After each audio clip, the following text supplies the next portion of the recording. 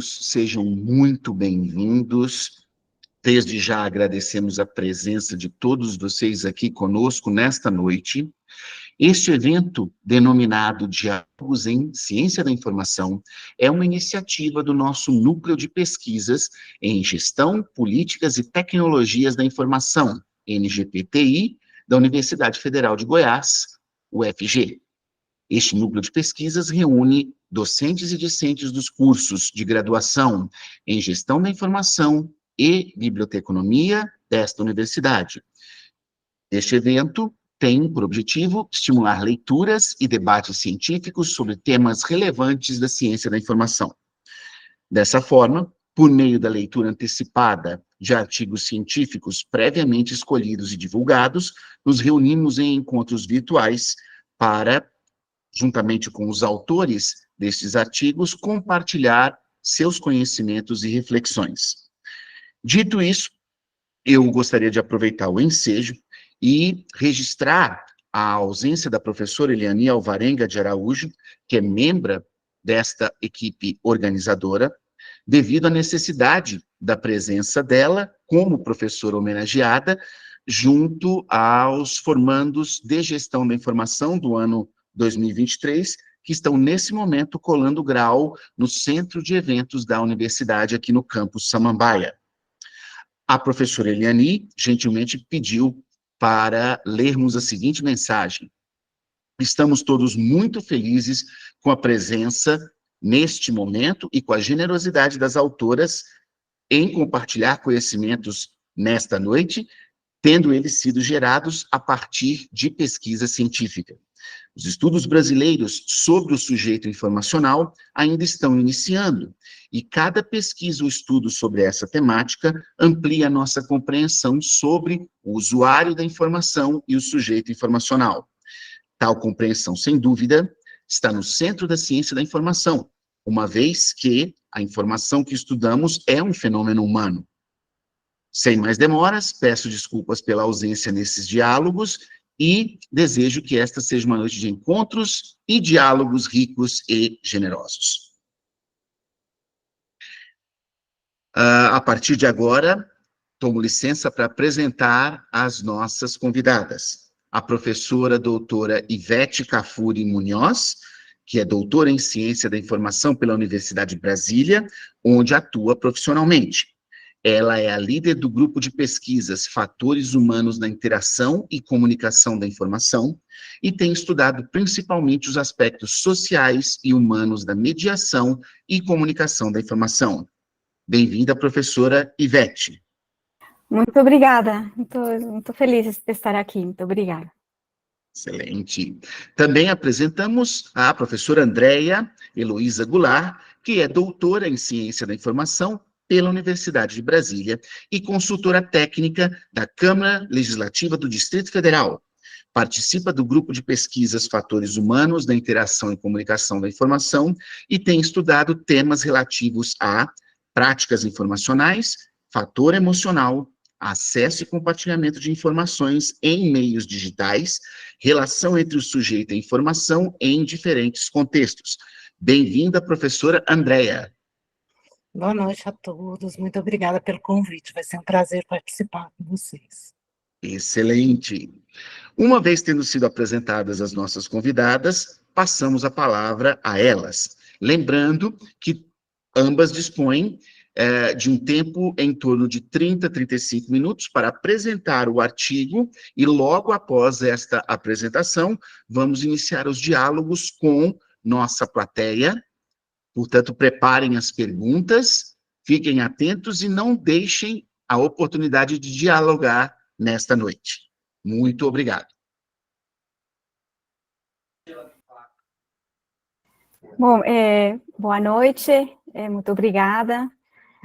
Bom, como foi apresentada, meu nome sou professora da Universidade de Brasília, né, da Faculdade de Ciência da Informação, e a gente agradece muito o convite da professora Eliani, também agradece muito a equipe organizadora, né, o professor Rubem, os estagiários Ítalo, Ana Luísa e Eduardo Augusto. Muito obrigada e agradeço também a presença de todos. Esse artigo, né, que a gente escreveu com a Andrea, o sujeito informacional e as redes sociais online, reflexos da polarização política nas práticas informacionais relacionadas à pandemia de Covid-19, ele faz parte do desenvolvimento da tese, né, da Andrea, Balbúrdia Informacional na Pandemia de Covid-19, reflexos multifacetados da verdade estilhaçada, que foi defendida em 2023. Né? Agora vou dar a palavra para a Andrea continuar. Obrigada. Boa noite a todos. Obrigada de novo pelo convite. É um prazer apresentar um pouquinho do nosso trabalho aqui. Como a professora Ivete já falou, esse artigo ele foi escrito no contexto do meu doutorado, né? É um recorte de uma parte da tese, e eu preparei uma apresentação rapidinho para vocês, assim, mais focada nos resultados. Eu vou passar para ela, e depois a gente conversa, vocês fiquem à vontade para perguntar o que quiserem, e espero que seja bastante produtivo. Então, eu vou compartilhar aqui a minha tela. Então, o artigo que nós escrevemos foi o sujeito informacional e as redes sociais online, reflexos da polarização política nas práticas informacionais relacionadas à pandemia de Covid-19. Bom, no contexto da pandemia do coronavírus, muitas informações começaram a ser veiculadas na imprensa, no rádio, na TV, nas redes sociais, e muitas delas eram imprecisas ou totalmente inverídicas. Isso acabou resultando numa pandemia paralela de desinformação, ou como a OMS chamou, uma infodemia. Nesse contexto, no Brasil, as medidas de isolamento para a contenção do vírus, elas foram defendidas pela mídia, por entidades científicas, diversos governadores e prefeitos. E, ao mesmo tempo, o governo federal ele defendia uma intervenção mínima como forma de preservar a economia do país. Essa falta de coesão na comunicação com as pessoas acabou deixando os cidadãos desorientados, inseguros e muito suscetíveis a acreditar naquilo que lhes parecia mais conveniente. Nesse cenário, nosso objetivo foi investigar, no âmbito das redes sociais online, as práticas informacionais em relação à pandemia de Covid-19, num cenário impactado pela polarização e pela alta circulação de conteúdos desinformativos.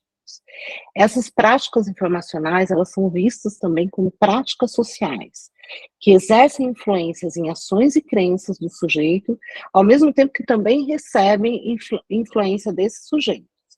Então, a gente tentou compreender de que forma os conteúdos sobre a pandemia foram apreendidos e repercutidos pelos internautas. Para isso, a gente estudou 4 grupos públicos do Facebook durante 17 meses. Então, esses grupos 2 grupos foram formados no início da pandemia para debater sobre a crise.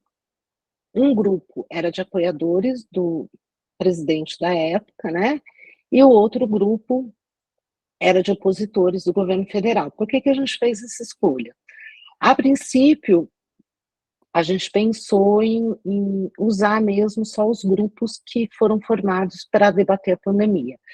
Só que logo no comecinho da pesquisa, a coisa começou assim, a ser muito politizada, né? Principalmente por parte do governo, e a gente achou interessante incluir 2 grupos que já existiam antes da pandemia, e eram, assim, opostos, né, politicamente, para a gente ver como que a coisa ia repercutir nesses grupos também. Então, eles foram acompanhados por 17 meses, e a gente, para conseguir determinar as datas, né, a gente analisou uma data de cada um desses meses. Então a gente estabeleceu uma série de critérios para conseguir escolher, e a partir de várias matérias que estavam circulando na imprensa na época, a gente foi escolhendo assuntos mais que a gente achava mais relevantes e foram analisadas essas datas específicas, né? E no artigo isso aí está mais detalhado, né? Bom, a partir daí, a gente selecionou para cada grupo, em cada uma das datas escolhidas, a postagem sobre a crise sanitária que tinha o maior número de comentários. Então, daí saíram 66 publicações, e dessas 66 publicações, nós escolhemos 85 excertos para serem analisados. Esses excertos foram escolhidos com base nos seguintes critérios, né? Os que tinham trechos capazes de demonstrar o posicionamento do grupo em relação ao assunto que estava sendo discutido. Quando em algum grupo existia alguma posição antagônica em relação àquele assunto, a gente pegou essas duas posições, e comentários também que tinham conteúdo desinformativo, né? E aí, para fazer análise, nós usamos a análise de discurso crítica. Ela é uma abordagem teórico-metodológica voltada aos problemas sociais, que tenta contribuir para a crítica de questões que impactam a sociedade, né? Ela se ancora na ideia de que a linguagem é parte da vida social e que uma não existe sem a outra. As categorias que foram analisadas foram intertextualidade, representação de atores sociais, avaliação e ideologia. E aí, com isso, a gente buscou averiguar de que forma os sujeitos se posicionaram em relação às diretrizes do governo federal, identificar o modo como alguns discursos propagados pelo governo foram difundidos ai meu Deus, acho que sumiu, e repercutidos nos grupos estudados. E esses resultados a gente compilou e segmentou eles por temáticas que apareceram muitas vezes, né, nas análises. Então, vamos ao resumo desses resultados. Bom, primeira dicotomia entre direita e esquerda, né? Esse assunto apareceu bastante em um dos grupos que era de debate sobre a pandemia e também no grupo de apoiadores do presidente. Essa categorização, ela foi baseada no apoio ou não ao governo federal. Então, a gente percebeu que o presidente da República, ele influenciou bastante alguns indivíduos que passaram a enxergar as medidas de contenção ao vírus sob uma ótica política. Então, você tinha representações de direita, no campo da direita, cidadãos de bem, brasileiros de fé, de direita, e essas pessoas normalmente apoiavam o uso de medicamentos que não eram comprovados, como a cloroquina, e muita desconfiança em relação às vacinas, já em um período mais adiantado, né, da pandemia. Já aqueles que eram vistos como de esquerda eram chamados de comunistas, esquerdistas, petralhas, e eram também vistos como aqueles indivíduos que eram adeptos às recomendações da comunidade científica. Então, a gente percebe juízo de valor nessas representações dos atores, né? E a ideologia aí, ela é operada por meio da fragmentação, que você cria uma cisão entre dois grupos e deixa eles apartados. Também foi visto com bastante recorrência o preconceito em relação aos chineses, também em um dos grupos de debate sobre apoio à pandemia e no grupo de apoiadores do presidente, né? Existiam muitas insinuações de que a China teria criado o vírus propositalmente, muitas referências preconceituosas à China e às vacinas que foram desenvolvidas lá. Então, era muito recorrente a gente ver os termos de vírus chinês e vacina. E essa desconfiança em relação ao Coronavac foi muito complicada no momento que era muito importante que houvesse uma adesão social ao programa de vacinação, e todo mundo aqui viveu esse período, sabe que não era muito possível você escolher que vacina você ia tomar, mas a gente via muitos pessoal escrevendo: eu não vou tomar a vacina, toma a vacina da China e ganha uma passagem para o além, coisas desse tipo, né? Então, onde também estão embutidos juízos de valor, e aí a gente tem o expurgo do outro, quando cria-se um inimigo que deve ser combatido. Outra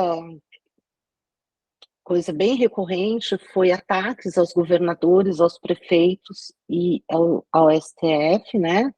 Então, os governadores e prefeitos, eles foram principalmente acusados de prejudicar a economia, por terem implementado medidas restritivas, foram culpabilizados pela morte de pessoas porque não aceitavam o tratamento precoce, responsabilizados por desvios de dinheiro, e também tinha muita gente, às vezes, que falava que eles estavam fazendo isso, assim, ao implementarem medidas restritivas e não adotarem o tratamento precoce, eles queriam, na verdade, prejudicar o governo do presidente. E no caso do STF, que foi uma coisa absurdamente recorrente, né, na pesquisa, na época o STF estendeu à União e aos estados e ao município o direito de adotar medidas para a contenção da pandemia.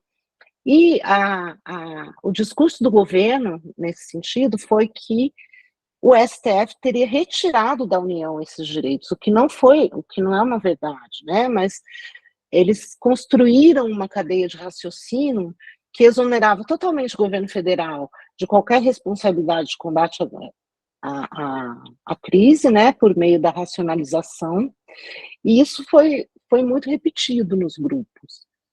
Aí você também tem, nesse caso, a fragmentação, né, que colocou governadores, prefeitos e o STF de um lado e a população do outro. Já no grupo de opositores do governo federal, foi interessante que esses mesmos chefes locais que estavam sendo muito criticados em grupos que apoiavam o presidente, foram muito elogiados por causa dessa pandemia. Então, a gente percebe que houve uma escolha em relação aos significados do que aconteceu, que levavam em conta mais o posicionamento político do que o fato em si. Então, que a gente via com muita frequência, apoiadores do presidente apoiando qualquer fato, qualquer atitude dele e qualquer declaração dele, e os opositores sempre criticando, não dando nem parando para refletir sobre o fato em si. Bom, os adversários do governo federal foram muito atacados também.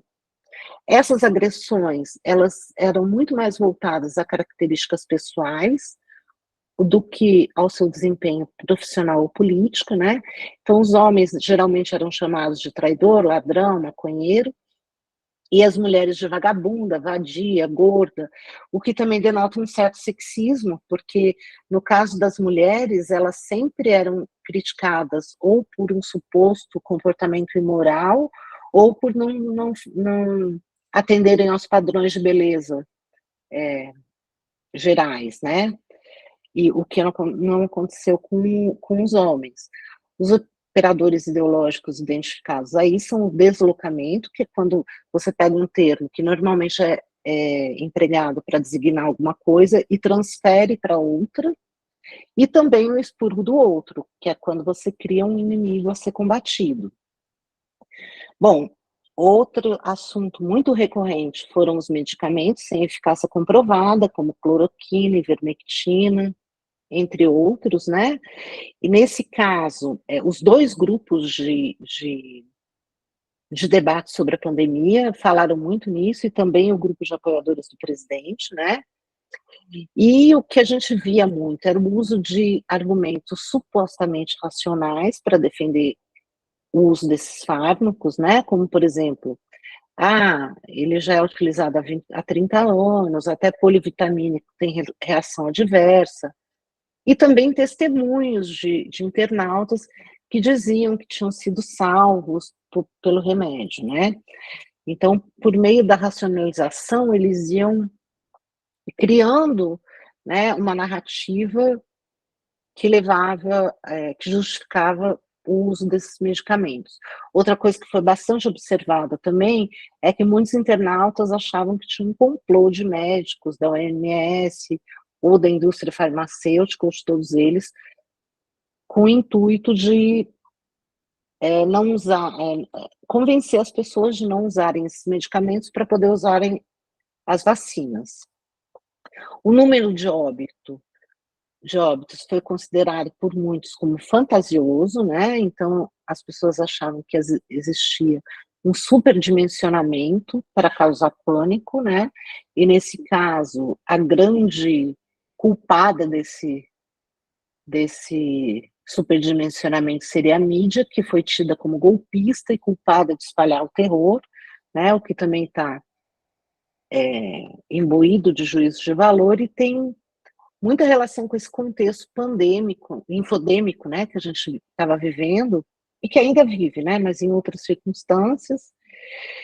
E isso também reforça muito o negacionismo, né, e que acaba fomentando uma desconfiança no papel das instituições e nas próprias instituições, o que é muito complicado, porque isso ajuda a enfraquecê-las, deslegitimá-las, né, que acaba não sendo bom.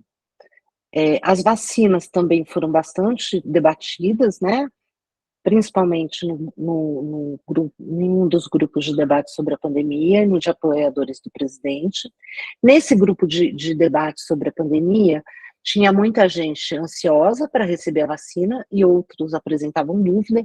Já no grupo de apoiadores do presidente, a maioria das pessoas tinha muita dúvida acerca da vacina, né? A desconfiança vinha principalmente por causa do tempo muito rápido de desenvolvimento e das pessoas acharem que seriam usadas como cobaias, né?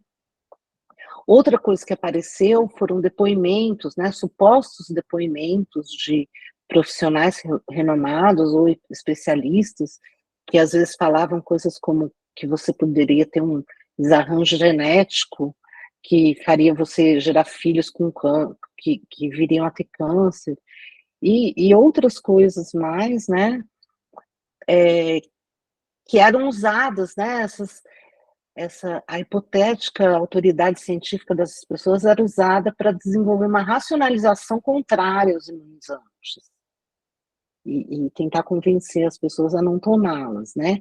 Outra coisa que apareceu bastante também foi no comecinho, quando estava começando a questão da vacinação, existia algumas notícias, né, falando de uma possível obrigatoriedade da vacina, e isso foi considerada por muito como um atentado às liberdades individuais. Então, uma coisa que foi muito usada na época foi o slogan, né, Meu Corpo, Minhas Regras, que vem do movimento feminista e também foi, pela estratégia do deslocamento, foi usado, né, acabou sendo encaixado nessa questão das vacinas. E outra coisa que apareceu bastante também, que a gente observou, assim, uma cisão, né, isso em todos os grupos, da forma como era manifestado o apoio e a oposição ao presidente. Então, as palavras que apareciam, né, de apoio ao presidente, colocavam ele como guerreiro, capitão, homem honesto, estadista. Havia muitas manifestações de apreço, como não é homem de medo, e também a simbolização da unidade, que é um operador ideológico que visa forjar uma identidade coletiva a partir de símbolos compartilhados pelos membros do grupo, como a questão da pátria e família, e outros slogans, né, que foram bastante difundidos na época. Já as pessoas que eram oposição ao presidente já usavam termos como falso, lunático, burro, genocida, e também faziam várias declarações de juízo de valor, como não tem competência, uma vergonha. E o que a gente observou foi que esses argumentos eles eram muito mais emocionais e não tinham tanta consistência. E isso é muito complicado, porque ele vai levando a um acirramento de posições, à polarização e ao ódio do outro, né? Então, o que a gente, assim, bem resumidamente acabou vendo, assim, é que as ideias defendidas pelo governo federal realmente tiveram um impacto grande, né, nos grupos estudados, e também que os internautas eles buscavam uma integração maior nos grupos que tinham posicionamentos similares aos seus. Isso tudo impacta diretamente nas práticas informacionais desses internautas e também reforça a polarização existente, que acaba criando cisão entre os grupos, promove visões unilaterais no mundo, o que acaba enfraquecendo a democracia, né? Aí aqui foi uma apresentação rápida, e se vocês tiverem interesse em saber mais, a minha tese está no repositório da UNB, chama Balbúrdio Informacional na Pandemia de Covid-19, Reflexos Multifacetados da Verdade Estilhaçada, o link está aqui embaixo, para quem tiver interesse. Obrigada a todos, e vamos abrir para as perguntas, né? Muito obrigado, professora Andréia, pela apresentação, pela sua explanação. Gostaríamos de convidar a professora Ivete Cafuri a tecer algumas considerações também como orientadora desse trabalho, antes de abrirmos para as perguntas propriamente dito. Tá bom, muito obrigada. Bom, olha o que eu queria comentar, que eu acho bem interessante do trabalho da Andrea, é que ela estava trabalhando primeiro um outro tema, né? Ela trabalhou na...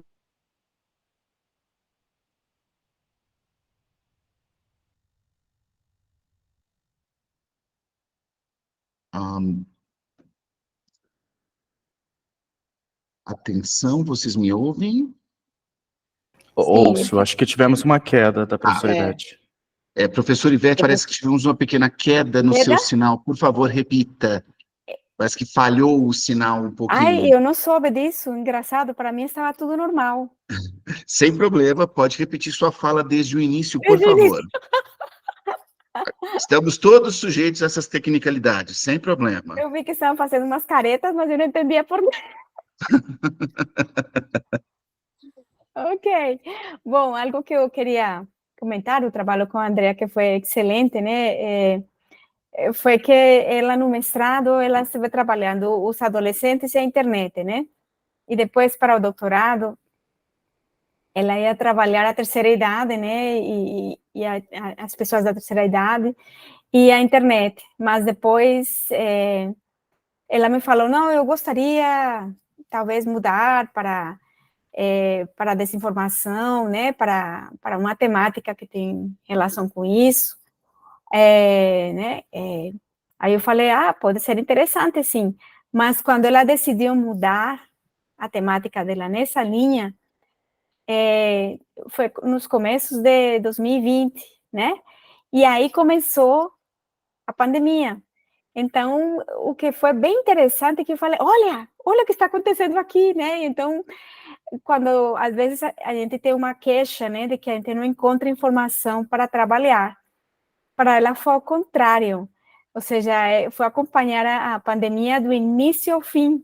Então, isso foi muito rico. Então, ela tinha muitas informações. Então, isso foi bem interessante ao longo do trabalho, né, que a gente experimentou. Antes, você vê que ter na metodologia, uma maneira de escolher, né, informações, porque era muita informação. E foi um trabalho bem interessante, né? A gente aprendeu muito porque foi vivenciar, né, isso que estava acontecendo, que pegou a todo mundo. Talvez queria fazer esse comentário. Você, professor Rubem? Estou aqui também, agradecemos muito ao seu comentário, professor Ivete, e nesse momento partimos para a abertura da participação, né, dos nossos ouvintes, dos nossos telenautas, dos interessados. Se vocês já tiverem perguntas e quiserem fazer pelo microfone, podendo ou não abrir as suas cams, e também pelo chat, nós agradecemos. Eu vou começar fazendo uma pergunta para ambas, que é a seguinte: qual foi a compreensão em termos de conceito que vocês utilizaram no que tange a ideologia nesta pesquisa e se, no entendimento de vocês, essa compreensão se relaciona de alguma forma com prática informacional.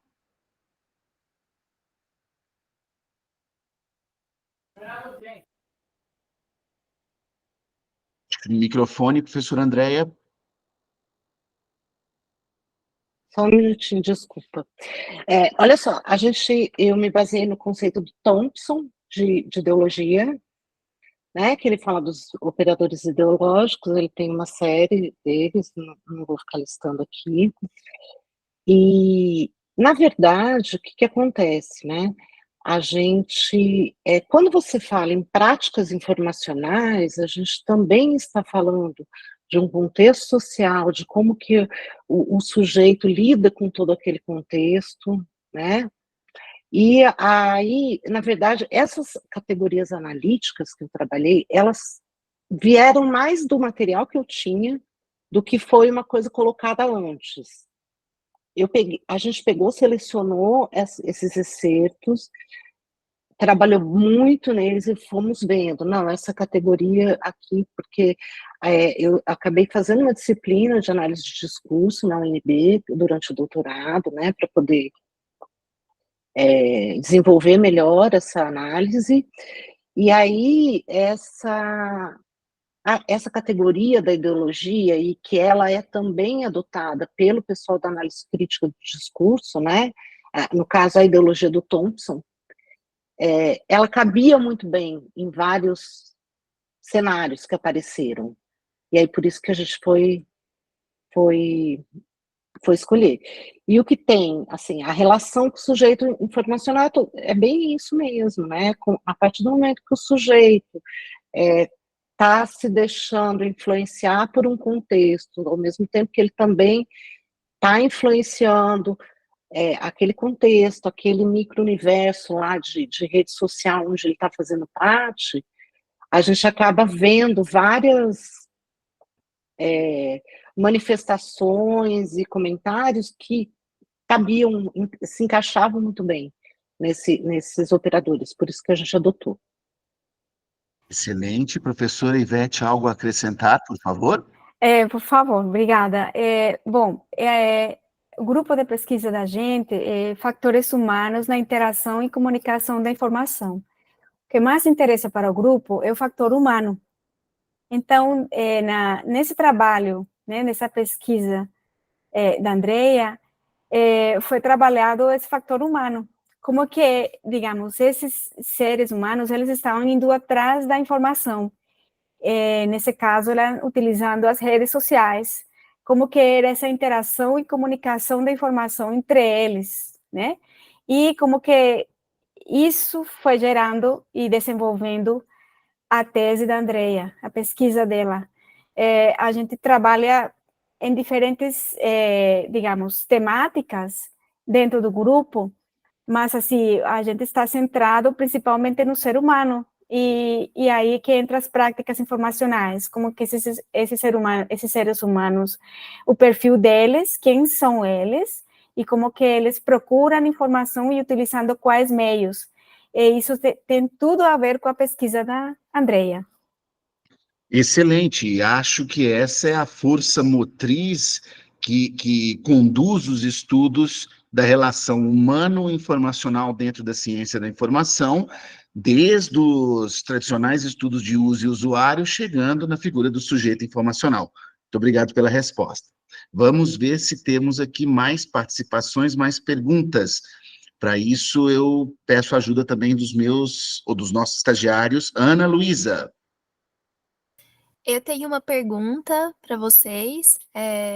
Primeiro, eu gostaria de parabenizar pelo artigo, né? Eu estou fazendo o meu TCC agora, voltado um pouco para redes sociais, para comportamento informacional, então, particularmente, eu achei muito interessante. E sobre o artigo de vocês, na verdade, eu tenho uma dúvida, eu gostaria de saber quais foram as características que vocês identificaram das redes sociais online que potencializaram nessa disseminação de conteúdo desinformativo e também de propaganda política. Posso responder? Por favor. Pois é, uma problemática que é muito discutida a respeito das redes sociais são exatamente a questão de direcionamento de conteúdo, né?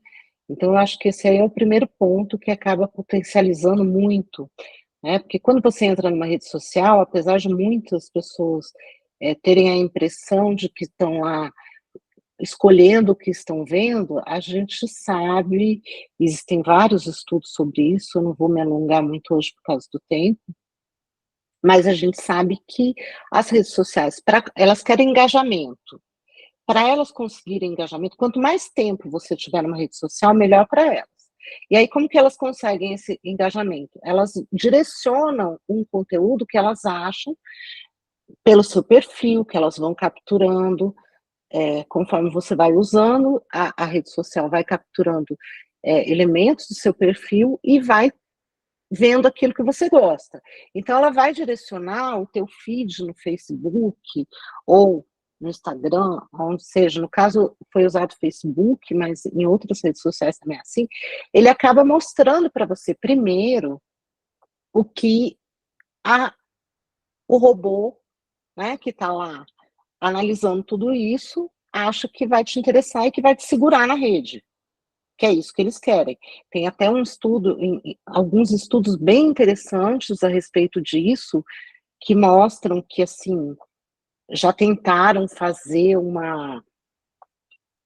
Assim, teve uma época que começaram, o Facebook, né, isso em relação ao Facebook, o Facebook começou a ser muito criticado por causa que eles usavam robôs e os robôs acabavam colocando as coisas, assim, direcionando politicamente, né, as mensagens que as pessoas recebiam. E aí, por causa de algumas críticas que receberam, resolveram parar com isso e colocarem humanos para fazer essa mediação. Só que, na verdade, quando começaram a cortar algumas coisas assim, nas fontes duvidosas e colocar, sabe, sempre colocar em alta assuntos que vinham de fontes jornalísticas já mais sérias, que tinham mais credibilidade, só que com isso caiu para caramba o engajamento na rede. E aí eles voltaram ao que era antes. Então, isso é uma coisa que, assim, muita gente não percebe, às vezes acha que está realmente escolhendo o que está vendo, e a gente sabe que existem filtros tecnológicos que vão moldando o que você vai vendo na rede. Eu acho que outra questão também é que as pessoas tendem a procurar aquilo que elas acreditam, naquilo que elas acreditam, né? É muito mais confortável uma pessoa entrar num grupo e ver que todo mundo está falando a mesma coisa que ela, do que ela começar a se defrontar com ideias diferentes. Só que, por outro lado, também é muito mais enriquecedor você se confrontar com ideias diferentes do que simplesmente ficar confirmando e reafirmando aquilo que você já acredita, né? Mas acho que são os dois pontos principais aí da tua pergunta. Espero ter respondido. Respondeu sim, obrigada. Professora Ivete, por Eu favor. queria só adicionar uma questão, o fator emocional. Digamos, a ideia é produzir um impacto no fator emocional. Digamos, seria complementando um pouco, né? Tem essa questão do perfil, né? E por meio desse perfil, tenta ter um direcionamento indo atrás do que pode impactar no ser humano, né? De como que pode atrair esse ser humano para uma direção ou para outra, de acordo já com os gustos, com esse estudo desse ser humano. Isso. Perfeito, muito obrigado. Mais participações, mais perguntas, por favor, no chat ou pelo microfone.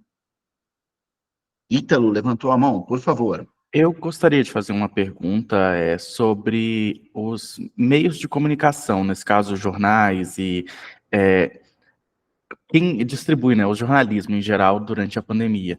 Foi possível professora, né, identificar que uma passividade desses meios por questões, por exemplo, de, nas mídias sociais, apenas a chamada da notícia, né, ser difundida ali, o título e uma breve descrição, normalmente é compartilhado e as pessoas nem chegam a abrir normalmente a notícia e ler ela até o final. Então, foi possível identificar que talvez esses meios de comunicações, a prioridade deles era também gerar engajamento e não transmitir uma informação mais precisa nesse sentido?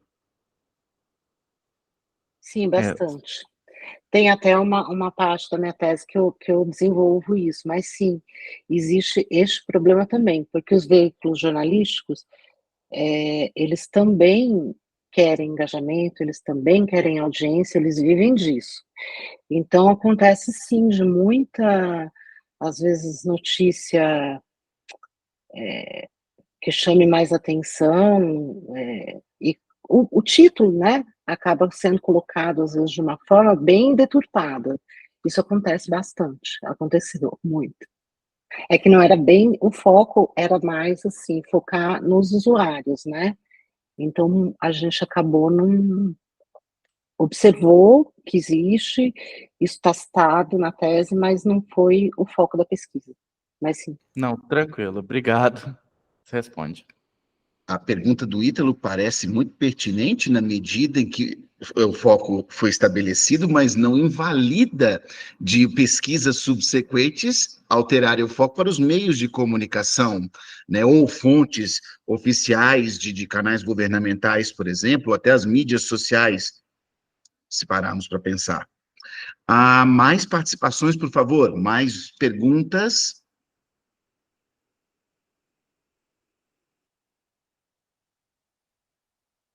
Eduardo, Ana, Ítalo, temos alguma coisa que eu não... As perguntas? Bom, eu vou fazer então mais uma, que é a seguinte. Naquilo que foi um pouco a minha primeira pergunta, mas entrando mais especificamente num debate que tem sido constante, sobretudo nessa última década, sobre o usuário da informação e o sujeito informacional. A minha pergunta seria: existem características, no entender de vocês, mais taxativas ou mais identificatórias quanto ao usuário da informação versus o sujeito informacional, se há, neste momento, como a gente diferenciar ambas as figuras? Eu passo essa pergunta para vocês. Ivete, quer responder ou eu começo? Pode começar. Olha só, quando você fala em usuário da informação, sujeito da informação, eu não acho que sejam pessoas distintas. Eu acho que o foco está na pesquisa, na forma como você olha para ele. Quando você pega a histórico, né, das pesquisas de usuários de informação, que você tem aqueles paradigmas físico, cognitivo e social, eu acho que tudo isso é válido hoje, né? Eu acho que nada disso, eu acho que a gente não pode colocar essas categorias como estanques, tipo assim, o cara é usuário ou ele é sujeito. Não, depende do olhar que você quer dar para a sua pesquisa. Então, acho que ainda é válido você falar em usuário da informação quando você pensa, se você pensar no usuário da informação, aquele do paradigma físico, que era uma coisa mais quantitativa, mais voltada para contabilizar coisas, de repente isso pode atender ao seu objetivo, né? No caso, como a professora Ivete já falou, o nosso grupo de pesquisa, ele leva muito em consideração a questão do fator humano. E nesse contexto, eu acho que faz muito mais sentido você falar em sujeito informacional, que já vem do um paradigma mais contemporâneo, né? Que a gente fala em práticas informacionais, naquela relação dialógica do sujeito com a informação, que não é mais uma coisa tão estanque. Então, acho que isso faz mais sentido para essa abordagem mais humana. mas não acho que nenhuma das abordagens seja... Acho que todas elas contribuem, né? Todas elas têm o seu mérito para contribuir de alguma forma com o estudo de usuários. Agradecido pela sua visão. Muito obrigado, professora Andréia. Professora Ivete, por favor. Bom, a gente sabe que estudo de usuários, ele era orientado principalmente à informação, né? No início, que depois ele foi para essa parte cognitiva, que foi atrás do ser humano, de como que era o entendimento da informação pelos usuários, né? Se voltou para o usuário, mas como que ele percebia a informação, como que ele recuperava nessa questão cognitiva. Depois foi para uma questão mais social, né, que foi as práticas informacionais, que já olhava no contexto em que esse usuário estava inserido. Digamos que a gente, no grupo de pesquisa, a gente, como a Andrea também falou, a gente trabalha principalmente o ser humano, independente dos conceitos que sejam, a gente abraça todos, porque a gente vai olhar e a gente precisa da informação, que era o que antes se olhava. Só que a gente também olha o comportamento. E a gente também olha as práticas informacionais. A gente olha tudo.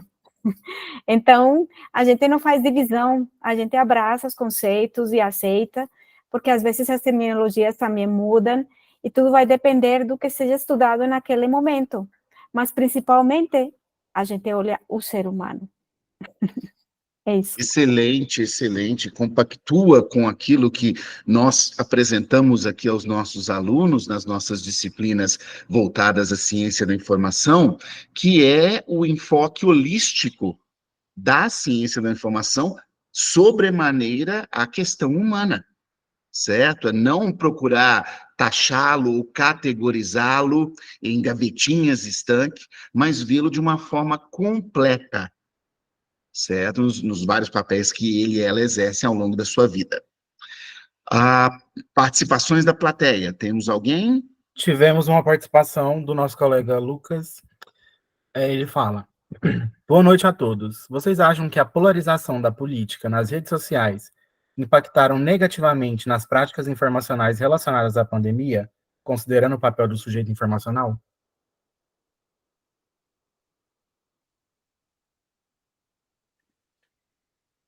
Olha, eu acho, é muito difícil responder essa questão, né? Porque quando a gente faz uma pesquisa dessa, no caso, a minha pesquisa ela teve um foco muito mais qualitativo do que quantitativo, é muito complicado eu tomar a parte pelo todo, entendeu? Eu não posso simplesmente... Os grupos que eu estudei, eu vi, sim, uma influência negativa. Agora, eu não posso extrapolar isso para a sociedade inteira. Eu não tenho esses dados, né? Eu tenho dados, muitos dados, de 4 grupos, e eram grupos, alguns deles eram muito, muito grandes, mas não tem como a gente extrapolar, até porque tiveram vários recortes, né? Até para poder ser feita a tese, para a gente poder chegar no resultado, a gente foi tendo que fazer vários recortes. Então, eu vejo isso mais como retratos de situações e daquela que aconteceu naqueles grupos com aqueles internautas. Obrigado, professora Andréia. Ítalo, só deixa a professora Ivete contribuir também com a sua visão nesse aspecto. Eu concordo com o que a Andrea está falando. E, por outro lado, assim, eu acho que principalmente foi um exercício de olhar essas questões que a gente está falando, como que era a questão da informação, como que era esse comportamento com a informação e como que eram essas práticas nesse contexto da pandemia. Então, eu acho que esse exercício foi muito bom. Sem ir para um lado, sem ir para outro, senão simplesmente verificando, analisando o contexto e o que estava acontecendo dentro dele, né? Eu penso que aí já foi válido. Ótimo, muito obrigado. Ítalo havia levantado a mão, eu não sei se é um complemento à pergunta. Um complemento que gostaria que a professora Andréia ou a Ivete pudessem confirmar ou não isso, é a questão das informações disponíveis para fazer essa análise também. A gente fala de polarização, a polarização é a divisão de grupos, né, e a não discussão, na verdade, também de assuntos que não permitem a chegada de um consenso, né. Então, muitos desses grupos, eles se isolaram em redes sociais privadas ou grupos privados que não permitiam a coleta desses dados e análise, porque a gente ficou muito sabendo do WhatsApp ali, grupos do Telegram, que ficaram muito grandes, mas que só continham pessoas tecnicamente polarizadas de um lado ou de outro, e compartilhavam coisas ali, como o artigo fala também, que são satisfatórias para eles, né, que concordam com seus pontos de vista. Então é muito difícil coletar, né, a gente como pesquisadores da ciência da informação, esses dados em grupos fechados, né. Eu acho que por isso é tão difícil mensurar isso, né. Professoras, Isso. por favor. Exatamente por isso que eu falei, a gente não pode simplesmente extrapolar os resultados que eu tive e falar que isso foi em todo lugar, como você mesmo disse, Ítalo, algumas coisas a gente não tinha acesso, e mesmo quando você tinha acesso a algumas coisas, se a gente não restringe o que a gente está olhando e o que a gente está pesquisando, a gente não consegue nunca terminar a pesquisa, né? Ou não consegue analisar nada, e olha que a gente acabou, na época, que no comecinho da pesquisa, a gente escolheu o Facebook, porque pelo ranking do Alexa, que nem existe mais, mas pelo ranking do Alexa, era a rede social que tinha maior número de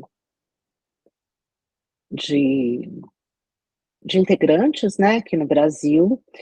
Eu cheguei até a cogitar, a tentar olhar grupos de WhatsApp, cheguei a entrar em alguns grupos públicos, né, e dar uma olhada, mas realmente não tinha como fazer, ou era uma coisa ou era outra, porque eu acho que às vezes a gente tem que diminuir para conseguir fazer uma coisa bem feita, não adianta você querer sempre abraçar o mundo, né, e isso é uma limitação que a gente como pesquisador sempre vai ter. Professora Ivete. Bom, é a mesma linha, né, da Andrea, ou seja, a gente faz um estudo, os estudos que a gente faz, e como foi falado aqui, por exemplo, outras questões que Ítalo falou, né, que seria interessante, como a parte jornalística e dos meios, o interessante desses estudos é que eles têm trabalhos futuros. Então, o bom dessa pesquisa é que ela é uma pesquisa viva.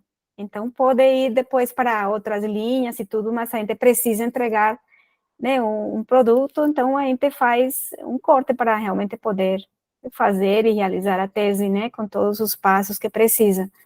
Mas ela é aberta, né, precisamente está ali disponível na internet para ir atrás e pesquisar outras linhas e outros direcionamentos, né, enriquecer esse caminho, que ele ainda sempre está em andamento. Excelente, excelente. Temos mais participações da plateia?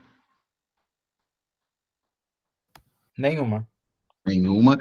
A professora Eliane havia me solicitado de fazer uma pergunta, até porque ela, há muitos anos, está à frente dessa cadeira no nosso curso.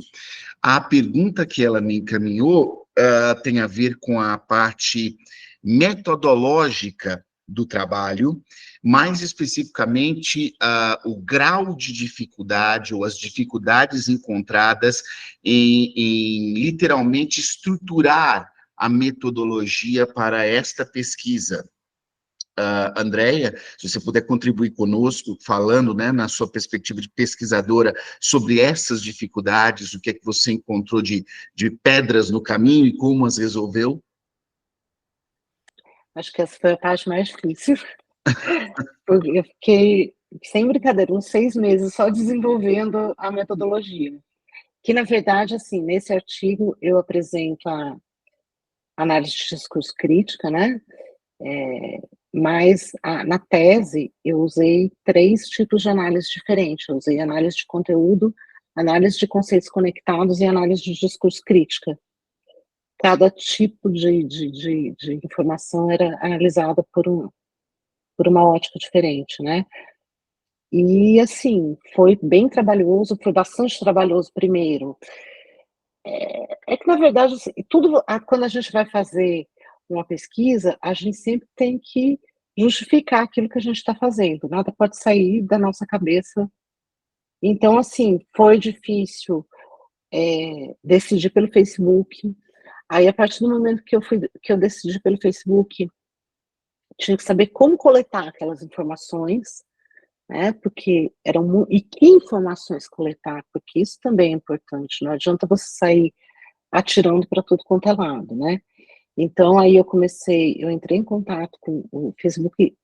Eu não sei se ainda tem, porque eu terminei já o doutorado faz um ano, né? Um ano e pouco. O Facebook, ele tinha uma ferramenta chamada CrowdTangle, que você pedia, entrava em contato com eles. É uma ferramenta que pega dados. Você, por exemplo, eu estabeleço aquele grupo, né? O grupo X, que eu resolvi acompanhar, né? Isso ele faz quando o grupo é público, se for uma coisa privada, não. E aí eu delimito que eu quero pegar, por exemplo, todo dia 5 de cada mês daquele grupo. Eu consigo baixar posteriormente tudo que foi publicado naquela data que eu escolher aquele grupo, ou então consigo filtrar por palavras-chave, o que eu queria. Então, assim, ao mesmo tempo que você tem muitas possibilidades, a gente tem que ir filtrando, porque senão as coisas não saem, né? Então, aí a gente foi tentando colocar aqueles filtros. Uma coisa que foi bastante trabalhosa, por exemplo, foi chegar nas datas. Por quê? A gente não queria simplesmente pegar datas aleatórias, por exemplo, a questão assim de falar, vou pegar o dia 5 de cada mês. Porque, de repente, o dia 5 podia... Porque, às vezes, tinham meses que aconteciam coisas muito relevantes no contexto da pandemia para você não pegar. E aí, primeiro, antes de usar a metodologia que eu usei, eu tentei fazer cruzamento no Google Trends, tentei fazer um zilhão de coisas diferentes para ver se eu conseguia achar alguma coisa que fosse coerente, mas nada batia. E aí acabou que eu estava desde o começo da pandemia, né, como a professora Ivete falou, eu tinha decidido estudar esse tema da desinformação no finalzinho de 2019, começo de 2020, apresentei o projeto para ela aprovou, falou, pode tocar para frente, e aí veio a pandemia, né? E aí, nesse contexto, a gente acabou decidindo usar isso para a tese, né, como material da tese. Então, desde o começo, eu comecei a salvar tudo que eu via de matéria de jornal sobre a pandemia e fazer uns arquivos quilométricos, né? E aí foi uma forma que a gente achou, a gente pegou, estabeleceu uma série de critérios para falar, não, quais fatos vamos escolher um fato por mês. E aí a gente foi pegando, em cada mês que foi analisado, a gente foi pegando, vendo tudo que tinha saído na mídia naquele dia, classificando de acordo com essas categorias que a gente criou, para poder sair essas datas que foram escolhidas. Aí, a partir das datas escolhidas, aí a gente passou para um próximo ponto, que foi o de selecionar, ver tudo que tinha sido publicado naquele dia. Então, assim, a parte da análise de conteúdo, por exemplo, ela mexeu com todas as publicações daquele dia, para cada um dos grupos. Essa parte de análise de discurso fazia mais sentido a gente ver o que os internautas estavam falando. Então, a gente usou os comentários da publicação que tinha sido mais comentada naquele grupo. Então, e foi se desenvolvendo até chegar no resultado final. Perfeito, perfeito. A Nayara acrescenta aqui que no artigo é visível esse cuidado com a escolha das datas, ao que ela parabeniza, né? Pela pesquisa, pelo esmero que foi feito. Professor Ivete, quer acrescentar aí sobre essa parte metodológica? Sim, eu queria acrescentar algo que eu trabalhei tanto com a Andrea como com outros orientandos, enfim, nas orientações e pesquisas, que, assim, eu sugiro para eles irem em outras áreas, ou seja, por exemplo, a Andrea foi em letras, né? E em outro, por exemplo, quando ela estava fazendo o mestrado, ela foi na psicologia, ela é da área da comunicação, então ela trouxe toda essa bagagem dela. Então, a gente sabe que a ciência da informação é interdisciplinar, e além disso, a gente trabalha muito isso no grupo da gente.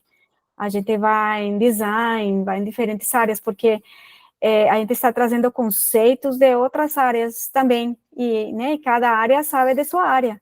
Então, a gente trabalha muito isso, e as dificuldades, como eu acho ela muito, muito interessante, essas dificuldades, porque elas são pérolas, elas trazem riqueza para as pesquisas, porque, não, está acontecendo isso, que coisa horrível, não, ou seja, então vira para outro lado, a gente pode ir atrás de outras opções, de outras soluções. Então, as dificuldades, elas são bem-vindas no sentido que a gente vai encontrar soluções para elas, que vai ser fácil, não, mas elas trazem também riqueza, né, na medida que a gente vai encontrando respostas ou vai encontrando maneiras de continuar desenvolvendo a pesquisa com elas junto, né, até onde for possível, né, porque a gente também não pode resolver tudo, né, às vezes chega uma dificuldade que você não pode transpor, mas você vai continuando para frente, né, que acho que isso que é interessante, ir até o final, né, a gente fica estressado com elas, fica estressado no momento, mas depois quando a gente chega lá e realiza, é muito bom, é uma vitória, né, é muito bom. Disso tenho certeza, e posso crer também que a Andrea tem esse mesmo pensamento, certo? Temos alguma participação mais? Nossos estagiários aqui, por favor, confirme. Tem uma, por favor? Nenhuma. Nenhuma. Então, eu vou aproveitar a oportunidade aqui, né, que nós estamos aproximando do fim, e agradecer a presença, né, e o aceite do convite mais uma vez da professora Andrea, da professora Ivete, a disponibilidade do tempo, a paciência pelas perguntas, né, por nos responder, parabenizar mais uma vez pelo trabalho. Aproveito o ensejo para agradecer sobremaneira aos nossos 3 estagiários do NGPTI, da coordenação, Eduardo, Ítalo e Ana, que sem eles esse diálogo, esse evento não seria possível. O nosso muito obrigado, né, pela ajuda, pela contribuição, por tudo que vocês nos proporcionaram aqui. E convido as professoras a fazer uma palavra final aqui, à nossa apresentação. Eu só tenho a agradecer a vocês pelo convite, né? Professor Rubem, com certeza sabe que desenvolver uma tese de doutorado não é pouco trabalho, né? E é muito gratificante quando você faz um trabalho desse e as pessoas vêm, né, e observam e veem o que você escreveu. Eu acho que acaba que um dos objetivos é esse, a gente conseguir divulgar aquilo que a gente acha, aquilo que a gente acredita. Então, muito obrigada pela oportunidade de participar. Excelente. Professora Ivete, por favor. Eu gostaria de agradecer mais uma vez, professora Eliani, professor Rubem, aos estagiários Ítalo, Ana Luísa e Eduardo, ao grupo como um todo, o Núcleo de Pesquisas em Gestão, Políticas e Tecnologia da Informação da Universidade Federal de Goiás. Muito obrigado, porque para a gente é uma alegria estar aqui, né? As pesquisas, elas guardadas, não adiantam nada, então poder divulgar, poder entregar para vocês é o melhor para a gente, e pensar sempre nesse fator humano, né? Ir atrás do ser humano como um todo. Muito obrigada.